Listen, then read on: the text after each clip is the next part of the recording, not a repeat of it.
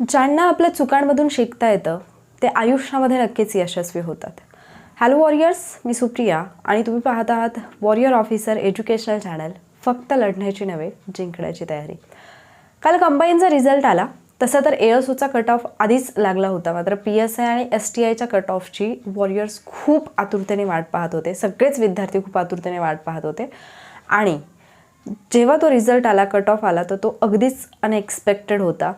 खूप जणांचा अपेक्षाभंग झाला, कारण जेवढ्या पण अकॅडमीज होत्या, जेवढे पण चॅनल्स होते, जे पण प्रेडिक्शन्स देतात, जे पण सांगतात की अंदाजे कट ऑफ किती लागू शकतो, तर प्रत्येकाचाच अंदाज चुकलेला होता आणि प्रत्येकाच्या अंदाजापेक्षा वेगळा कट ऑफ यावेळेला पाहायला मिळाला.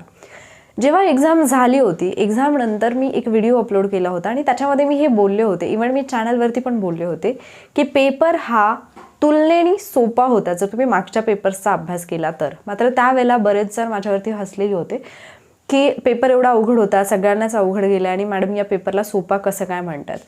तर कालचं कट ऑफ पाहिल्यानंतर बऱ्याच जणांच्या लक्षात आलं असेल की पेपर किती हार्ड होता आणि किती सोपा होता. कारण जर पेपर खूप हार्ड असता तर एवढ्या जास्त जागा असतानाही, जागा वाढलेल्या असतानाही आणि त्याचबरोबर क्वेश्चन्स कॅन्सल झाल्यानंतर सुद्धा एवढा हाय कट ऑफ लागलाच नसता. आणि जे विद्यार्थी खरंच सांगत होते की आम्हाला एवढे मार्क्स मिळाले, तेवढे मार्क्स मिळाले, तर त्यांच्या बाबतीत सुद्धा बरेच जण त्यांच्यावरती हसत होते. पण खरंच एवढे जास्त मार्क्स कंबाईनला घेता येतात का? तर हो, आणि ते बऱ्याच विद्यार्थ्यांनी घेतलेले आहेत. आता हे सगळं मी का सांगते? जे झालं ते झालं, पण इथून पुढे त्या चुका तुमच्याकडून होऊ नयेत. कारण ग्रुप सीच्या बाबतीत सुद्धा काहीसं असंच चित्र आपल्याला पाहायला मिळणार आहे. कारण ग्रुप सीचा पेपर तर फारच इझी होता आणि हे मी आधीच सांगितलं होतं. हा जो काही कालचा कट ऑफ आलेला आहे, मग याच्यावरून जे पण आता पेपरचं ॲनालिसिस करताना ज्याने पण म्हणजे तुम्हाला ऑलमोस्ट सगळ्यांनी, सगळ्या अकॅडमीजने हेच सांगितलं असेल की पेपर इझी होता, पेपर फारसा डिफिकल्ट नव्हता. फक्त प्रॉब्लेम हा आहे की आयोग ज्या पद्धतीने प्रश्न विचारतो, जी पारंपरिक पद्धती आपल्याला माहिती आहे आयोगाची प्रश्न विचारण्याची, आयोगाने जर थोडासा बदल केला प्रश्न विचारण्याच्या पद्धतीमध्ये, प्रश्नाची रचना थोडीशी चेंज केली, तर आपण तिथे इतके गडबडतो की ज्या प्रश्नांची उत्तर आपल्याला येत आहेत आणि जे प्रश्न रेग्युलर फॉर्मॅटमध्ये आहेत ते प्रश्नसुद्धा आपल्याला सोडवता येत नाहीत. म्हणजेच एक तर प्रेझेन्स ऑफ माइंड आणि दुसरी गोष्ट एक्झाम हॉलमध्ये असताना तो स्ट्रेस तुम्हाला मॅनेज करता येत नाही. आणि मी वारंवार 1000 वेळा सांगितले, चॅलेंजमध्ये असेल किंवा जे इतर माझ्या स्ट्रॅटेजीचे व्हिडिओज आहेत त्यामध्ये मी वारंवार सांगितले की तुम्ही वर्षभर काय केलं हे तर महत्त्वाचं आहे, पण सगळ्यात जास्त महत्त्वाचं आहे की त्या एका तासामध्ये तुम्ही काय करता. कारण तुम्ही कितीही अभ्यास केला असला, तुमचं सगळं काही पाठ असेल आणि जर ते एका तासामध्ये तुम्हाला इम्प्लिमेंट करता आलं नाही तर त्याचा काहीही फायदा होत नाही. तुम्हाला तो 1 तास हँडल करता आला पाहिजे. आणि मग हा 1 तास हँडल करता येणं, त्याच्यासाठी काय आवश्यक आहे हे सुद्धा मी वारंवार व्हिडिओजमधून सांगितलेलं आहे. दुसरी गोष्ट, कट ऑफ एवढा हाय गेला याचा अर्थ काय होतो? म्हणजे बऱ्याच जणांनी म्हणजे कट ऑफच्या बाबतीमध्ये प्रेडिक्शन देताना जे पण ॲनालिसिस केलं जातं वेगवेगळ्या अकॅडमीजकडून, वेगवेगळ्या टीचर्सकडून, त्याच्यामध्ये जनरली पेपरची डिफिकल्टी लेवल ते विचारात घेतलीच जाते. नंबर ऑफ सीट्स विचारात घेतले जातात, वॅकन्सीज किती आहेत ते पाहिलं जातं आणि त्यानंतर मग विद्यार्थी किती होते हे सगळं पाहिलं जातं. आणि जे जनरली विद्यार्थ्यांनी फॉर्म फिल केलेले असतात, म्हणजे जे काही वेगवेगळे पोल्स घेतलेले असतात, त्या पोल्सवरून एक विद्यार्थ्यांच्या मार्क्सचा अंदाज घेतलेला असतो. मात्र ज्या वेळेला विद्यार्थ्यांच्या मार्क्सचा अंदाज घेतला जातो त्यावेळेला सगळेच विद्यार्थी त्या पोलमध्ये असतात का? तर नाही. ठराविक विद्यार्थी असतात ज्यांनी त्या पोलमध्ये वोट केलेलं असतं. मला तर वाटतं की STI आणि PSI साठीचा जो एक्सपेक्टेड जो कट ऑफ होता तो कुणीही फिमेलसाठी तर 36पेक्षा जास्त कुणीही सांगितलं नसेल, 36-37च्या दरम्यान सांगितलं असेल, पण तो 41पर्यंत हाय झाला. म्हणजे याच्या पूर्वीचा जर पेपर पाहिला आणि यापूर्वीच्या वॅकन्सीज पाहिल्या, सगळ्या गोष्टीचा विचार केला तर मुलींचा कट ऑफ 40+ हा तुम्हाला क्वचितच पाहायला मिळेल आणि मुलांचा PSIचा कट ऑफ 48 क्रॉस करतो. म्हणजे मग तुमच्या अभ्यासाची लेवल कुठंपर्यंत असायला पाहिजे याचा एकदा विचार करा. अभ्यासाची लेवल म्हणण्यापेक्षा मी असं म्हणेन की पेपर सोडवायला गेल्यानंतर हॉलमध्ये तो पेपर हँडल करण्याचं स्किल तुमचं कुठल्या लेवलला असायला पाहिजे. कारण ज्या वेळेला पेपर झाल्यानंतर मी एक व्हिडिओ अपलोड केला होता, त्याच्यामध्ये मी तुम्हाला हिस्ट्री, आय थिंक हिस्ट्रीचे, जॉग्राफीचे, पॉलिटीचे, सगळ्या सब्जेक्टचे ना मी तुम्हाला प्रश्न दाखवले होते की 15पैकी कितीतरी प्रश्न असे आहेत. म्हणजे इकॉनॉमिक्सचे आय थिंक 14 प्रश्न, हिस्ट्रीचेही 14 प्रश्न, जॉग्राफीचे 12 की 13 प्रश्न हे प्रिव्हियस इयर क्वेश्चनच्या कुठेतरी रेफरन्समधून आले. ज्यावेळेला मी PYQ बद्दल बोलते, मी बऱ्याचदा ग्रुपवरती पाहिलं काही लोक असतात इवन काही चॅनल्सवरती सुद्धा असं सांगितलं जातं की आता PYQ वगैरे काही फायद्याचं नाही आहे, त्याच्यातून कुठले प्रश्न वगैरे येत नाही आहेत आणि त्याचा तुम्हाला काही फायदाही होत नाही, तर PYQच्या पाठीमागे लागू नका, असं मी बऱ्याच जणांना सांगताना ऐकले. पण तुम्हाला जर MPSC पास व्हायचे असेल, या फील्डमध्ये काही करून दाखवायचं असेल, तर तुमचे सगळ्यात पहिले 2च गुरु असतात. एक आयोगाचा सिलेबस आणि दुसरे आयोगाचे क्वेश्चन पेपर. आणि त्याच्यातूनच तुम्हाला कळतं की तुम्हाला एक्झामला कशा पद्धतीने सामोरं जायचं, तुम्हाला कुठल्या प्रकारचे प्रश्न विचारले जाणार आहेत आणि कशा पद्धतीने तुम्हाला अभ्यास करण्याची गरज आहे. आता ज्या काही अफवा पसरवल्या जातात पेपर झाल्यानंतर, पेपर होण्यापूर्वी किंवा कट ऑफच्या आधी, प्रत्येकजण प्रेडिक्ट करत असतो. मला खूप जण म्हणतात की मॅडम तुम्ही अंदाज का नाही सांगत. त्याचं रिझन एक असतं, एक तर तुम्ही किती अभ्यास केला हे तुम्हाला माहिती असतं, तुमचा स्कोअर तुम्हाला माहिती असतो. आणि जर तुम्हालाच हे डिसाईड करता येत नसेल की मला पुढे काय करायचं आहे, कोणाचं तरी गायडन्स घेणं, कोणाची तरी एक सल्ला घेणं इथपर्यंत ठीक असतं. पण जर तुम्ही प्रत्येक गोष्टीत जर प्रत्येक गोष्टीवरती जर समोरच्यावरती डिपेंड राहायला लागलात, तर मग तुम्ही अधिकारी कसे घडणार. हे मी वेगवेगळ्या संदर्भाने बोलत आहे. कारण आता मी तुम्हाला डेली टार्गेट्स देत आहे 120 डेज चॅलेंजमध्ये, पण ॲक्च्युली 180 डेजचाच तो पार्ट आहे. 180 डेज चॅलेंज सुरू केलं, मी डेली टार्गेट तुम्हाला देत आहे. मी बुक लिस्ट तुम्हाला खूप वेळा सेंड केली होती. बुक लिस्ट बरेच जण ते PDF वाचायला मे बी त्यांना प्रॉब्लेम येत असेल. मी व्हिडिओसुद्धा अपलोड केला, मी बुक लिस्ट सांगितली, मी सगळं काही एक्सप्लेन केले. ज्या वेळेला मी तुम्हाला एखादा टॉपिक देते त्यावेळेला तुमच्यापैकी बरेच जण हाच प्रश्न वारंवार विचारतात की मॅडम हा टॉपिक कुठल्या पुस्तकातून वाचायचा. मला सांगा, 1857चा उठाव हा टॉपिक तुम्हाला अभ्यासण्यासाठी दिला. 1857चा उठाव तुम्ही कुठल्याही इतिहासाच्या पुस्तकामध्ये वाचला तो तुम्हाला सापडत नाही का.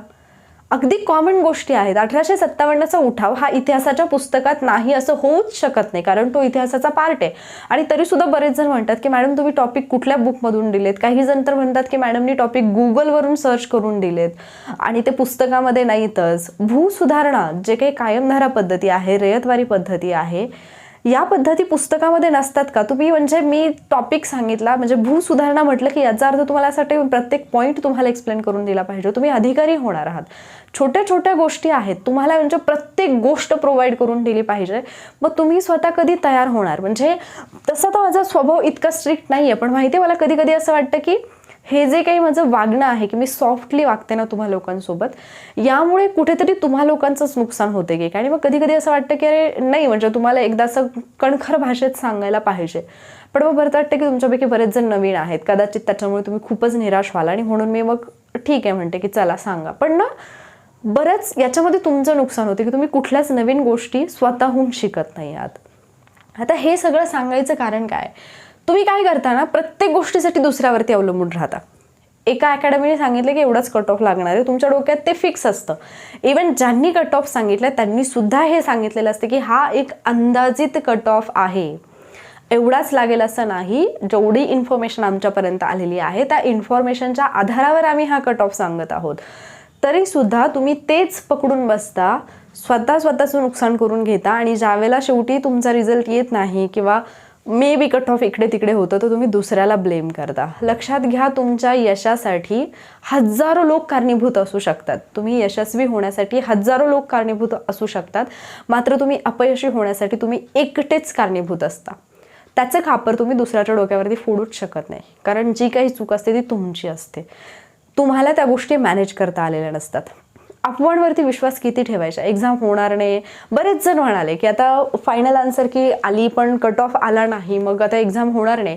मला सांगा, आत्ता तुमचे लगेच कट ऑफ आल्यानंतर लगेच तुम्हाला 1 महिन्याची डेट मिळते एक्झामसाठी. ज्यांनी आत्तापर्यंत बेसचा अभ्यासच केला नाही ते लोक आता कसा अभ्यास कंप्लीट करणार. याच्यासाठी मी सांगत असते की प्रत्येक दिवस तुमच्यासाठी तुम्ही स्वतःलाच टार्गेट दिलं पाहिजे.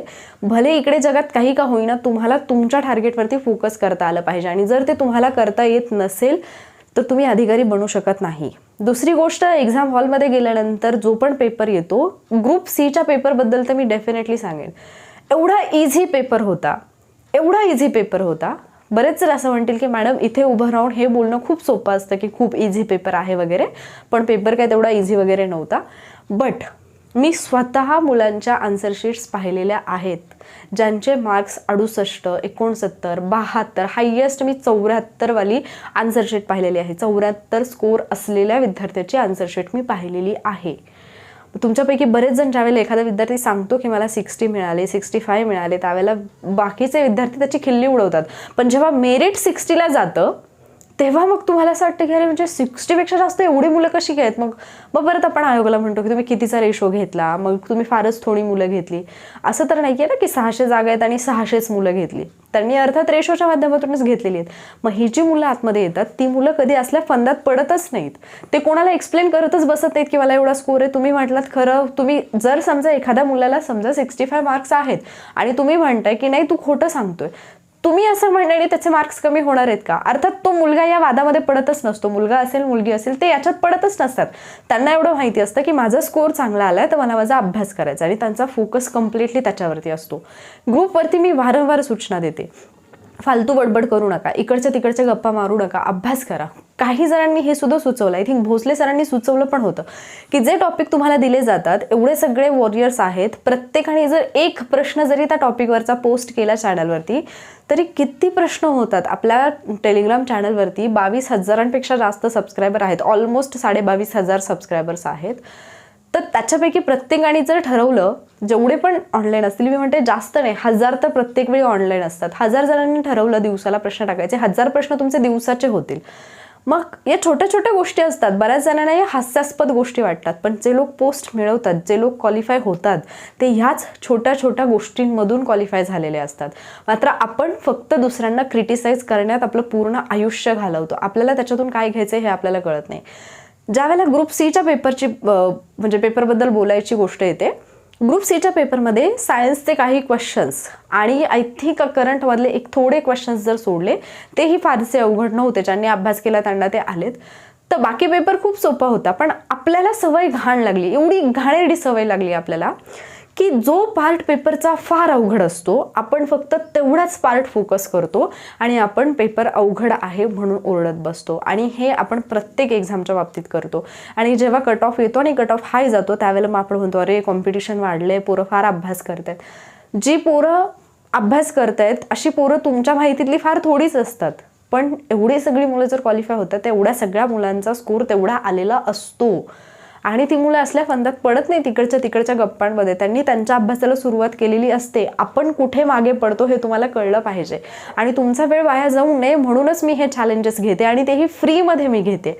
पण तुमच्यापैकी बरेच जण त्यांना अजूनही समजत नाही आहे की या टाईमची व्हॅल्यू काय आहे. ज्यांनी याच्यामध्ये 1-2 वर्षापूर्वी प्रवेश केलेला आहे MPSCकडे त्यांना अजून 2 वर्षामध्ये एवढं रिग्रेट होणार आहे की माझ्याकडे एकही पोस्ट नाही आहे. ज्यांनी आत्ता प्रवेश केला त्यांना 4 वर्षानंतर परत रिग्रेट करावं लागणार आहे. ही वेळ तुमच्यावरती येऊ नये म्हणून तुम्हाला तुमचा एक मिनिट, एक सेकंड तुम्हाला याच्यामध्ये इन्व्हेस्ट करायचं आहे. एक जर तुम्ही करायचं ठरवलं आहे ना तर फुल फोकसने अभ्यास करा. इकडच्या तिकडच्या गोष्टींमध्ये पडू नका. इथून पुढे काय अजूनही सांगते, आयोगाचा सिलेबस नीट पहा. ज्यावेळेला तुम्ही सिलेबस समजून घेता तुम्हाला आपोआप समजतं की कशा प्रकारचे प्रश्न येणार आहेत, कशा पद्धतीने प्रश्न विचारले जात आहेत, कुठला पार्ट आहे जो मला अभ्यासायचा आहे. UPSCचा रिझल्ट आला, बरेच जण मग त्याच्यात पण आपल्याला कोण कसं यशस्वी झाले, त्यांनी कसा अभ्यास केला हे आपल्याला पाहिजे नसतं. परत तुम्ही म्हणजे कुणीतरी जर समजा असं मीच पोस्ट केलं होतं, जसाचा तसा फोटो मी जो मला मिळाला तो मी जसाचा तसा पोस्ट केला होता आणि मी फक्त एवढं लिहिलं होतं की याहून मोठा आनंद काय असेल. पहिल्या 3 टॉपर मुली होत्या. तर त्याच्यावरून तुम्ही लोक भांडायला लागलात की मग मुली पहिल्या आल्या म्हणून एवढा आनंद झाला, मग आम्ही पण पितृसत्ताक पद्धतीला सपोर्ट करू, असं तसं. तुम्ही कुठल्या दुनियेत जगताय? तुम्हाला लाईफमध्ये काही अचीव करायचं असेल ना तर जो तुमचा स्ट्रगलचा पिरियड आहे ना त्याच्यामध्ये फक्त आणि फक्त तुम्ही तुमच्या ध्येयावरती फोकस करा. या असल्या फालतू गोष्टींमध्ये पडणारे जे असतात आणि ग्रुपवरती जे असे मेसेज करणारे जे लोक असतात किंवा उगीचच वेगवेगळ्या इमोजीस पाठवतात, उगीचच स्माईल करत बसतात, उगीचच लाफ्टर देत बसतात, ते लोक काहीही करत नाहीत आयुष्यात. जे काही थोडे बोटांवर बोजणे इतके लोक आहेत, जे काही सिरियस आहेत, जे सिरियसली चॅलेंज फॉलो करतात, ते सकाळी एकदा ग्रुप चेक करतात, काय अपडेट आली आहे पाहतात, आजचं काय आहे पूर्ण टार्गेट, चॅलेंजेस काय आहेत ते पाहतात आणि ते त्यांच्या कामाला लागतात. एखादा व्हिडिओ अपलोड झाला तो व्हिडिओ ते पाहतात. हे जे काही बाकीचं फालतू डिस्कशन असतं ना ते कोणाला सूचना पण नाही देत बसत की तुम्ही हे नका बोलू, ते नका बोलू. आत्ता हे सांगायचे तुमचे दिवस नाही आहेत. तुम्ही लाईफमध्ये काहीतरी अचीव केलं ना की तुम्हाला म्हणजे असं गरज पण नाही पडणार की माझं ऐका. तुम्ही बोलायला लागलात की आपोआप सगळे शांत बसतील. असं काहीतरी लाईफमध्ये अचीव करा. इथून पुढे पहिल्यांदा सिलेबस पहा. मी अजूनही सांगते, ज्यांनी अजून सिलेबस पाहिलेला नाही आहे त्यांनी सिलेबस पहा. ज्यांनी आत्ताच सुरुवात केलेली आहे अभ्यासाला त्यांना मी वारंवार सांगितले, मी एक व्हिडिओ सेपरेट अपलोड केला आहे की कोणत्याही परीक्षेच्या अभ्यासाला सुरुवात करताना कुठली काळजी घ्यायची. त्यांनी पहिल्यांदा तो व्हिडिओ पहा आणि त्याच्यानुसार अभ्यासाला सुरुवात करा. उगीचच मी आत्ताच आलोय, मी आत्ताच सुरुवात केली आणि मला 120 डेज चॅलेंज फॉलो करायचं आणि मला प्री काढायची असं होत नसतं. तुमच्या बेसिक कन्सेप्टच क्लिअर नसतील तर दिवसामध्ये तुमचे टार्गेट कंप्लीट होणार नाही. तुमचा बेस पक्का असणं गरजेचं आहे. त्यासाठी बेसिक काय आहे ते पाहून घ्या, तो व्हिडिओ पाहून घ्या, त्याच्यानुसार तुम्ही ते फॉलो करा. आणि ज्यांनी आत्तापर्यंत केलं, आता ज्यांचा 1-2 मार्काने गेला असेल, याच्यामध्ये MPSC मध्ये असं काही नसतं 1 मार्काने गेला 2 मार्काने गेला. एक तर तुम्ही पास असता किंवा तुम्ही फेल असता. ते तुमचं तुम्हाला माहिती असतं की माझे किती प्रयत्न कमी पडले तिथपर्यंत पोहोचण्यासाठी. बाकीच्याने याच्याशी काही घेणं देणं नसतं. मग तुम्ही कशावरती फोकस करायचं हे तुमचं तुम्ही ठरवा. अजून एकदा सांगते, सिलेबस व्यवस्थित पहा. मागच्या किमान 6 वर्षांच्या प्रश्नपत्रिका व्यवस्थितपणे चाळा. कशा प्रकारचे प्रश्न विचारलेत पहा. स्पेसिफिकली कोविड नंतरच्या कालावधीमध्ये जे प्रश्न विचारलेत ते प्रश्न विचारण्याची पद्धती थोडी चेंज झाली आहे. डिफिकल्ट लेवलचे क्वेश्चन विचारले जात नाही आहेत. विचारले जातात 15 ते 20 प्रश्न जे अवघड असतात. 80 प्रश्न असे असतात जे तुमच्या हातातले असतात, पण त्यांना तुम्ही कसं अप्रोच करता हे तुमच्यावरती अवलंबून आहे. खूप गोष्टी बोलायच्यात पण व्हिडिओ मला लेंदी नाही करायचा. वारंवार सूचना मी टेलिग्रामवरती देतच आहे. बाकीचे जो काही प्लॅन आहे तो पण मी शेअर करत आहे. आणि त्याचबरोबर तुमचे डाऊट क्लिअर करणार किंवा ज्या काही कन्सेप्ट आहेत, जे सब्जेक्ट तुम्हाला अवघड जातात त्याच्याशी रिलेटेड व्हिडिओज पण मी बनवत आहे. लवकरच तो कोर्स मी घेऊन येईन. मी कोणालाही रिक्वेस्ट नाही करत आणि मी बाकीच्यांसारखं मार्केटिंग पण नाही करत बसत की माझा कोर्स घ्या, एवढे लोक पास झाले वगैरे.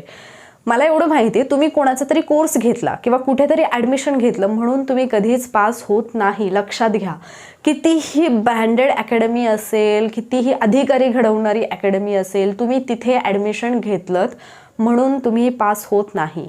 तुमच्या पास होण्याचे, तुम्हाला पोस्ट मिळण्याचे सगळे जे पण पर्सेंटेज आहेत किंवा जी पण गॅरंटी आहे ती तुमच्या एकट्यावरती अवलंबून आहे. तुम्ही स्वतःचं किती % देता याच्यावरती तुमचा रिझल्ट अवलंबून असतो. तो कुठल्याही अकॅडमीवरती, कुठल्याही टीचरवरती अवलंबून नसतो. आम्ही फक्त तुम्हाला गाईड करू शकतो. हां, जर चुकीच्या व्यक्तीचं मार्गदर्शन मिळालं तर तुम्हाला उशीर लागू शकतो, ही गोष्ट खरी आहे. योग्य व्यक्तीने मार्गदर्शन केलं तर तुमचे चान्सेस वाढतात, हेही मला मान्य आहे.